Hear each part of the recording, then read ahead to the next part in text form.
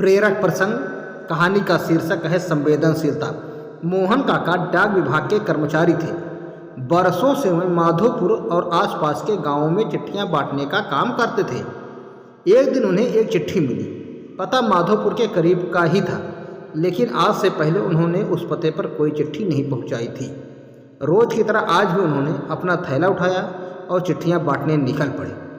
सारी चिट्ठियां बांटने के बाद वह उस नए पते की ओर बढ़ने लगे।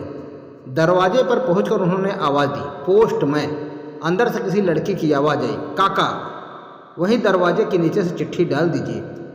अजीब लड़की है, मैं इतनी दूर से चिट्ठी लेकर आ सकता हूँ और ये महारानी दरवाजे तक भी नहीं निकल सकती। काका ने मन ही मन सोचा, बाहर आइए, रजिस्ट्री आई है, हस्ताक्षर करने पर ही मिलेगी।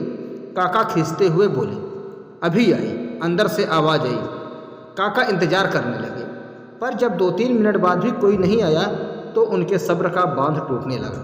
यही काम नहीं है मेरे पास, जल्दी कीजिए, और भी चिट्ठियाँ पहुँचानी है मुझे।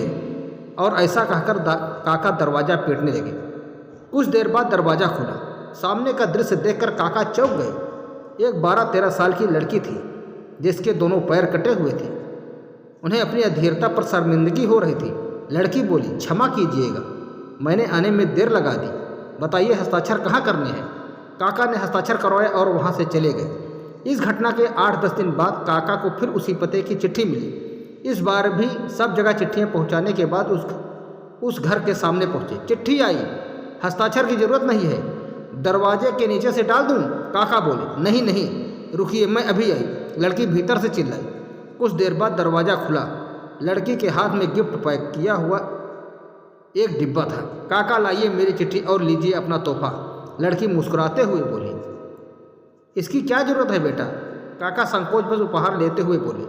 लड़की बोली, बस ऐसे ही काका, आप इसे ले जाइए और घर जाकर ही खोलिएगा। काका डिब्बा लेकर घर की ओर बढ़ चले। उन्हें समझ नहीं आ रहा था कि डिब्बे में क्या होगा।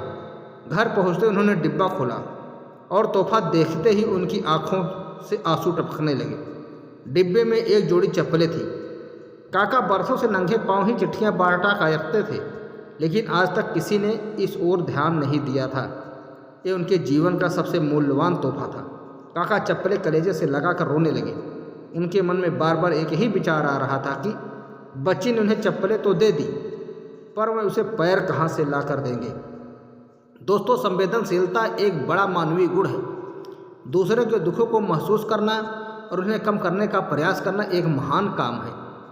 जिस बच्ची के खुद के पैर न हो, उसकी दूसरों के पैरों के प्रति संवेदनशीलता हमें एक बहुत बड़ा संदेश देती है। आइए हम भी अपने समाज, अपने आस पड़ोस, अपने दोस्त मित्रों, अजनबियों सभी के प्रति संवेदनशील बने। हम भी किसी के नंगे पाँव की चप्पलें बने और दुख से भरी इस दुनिया में कुछ खुशियाँ फैलाएं। दोस्तों, कहानी पसंद आई हो तो कहानी को लाइक करें, शेयर करें, और चैनल पर पहली बार आए हैं तो चैनल को सब्सक्राइब करें। धन्यवाद।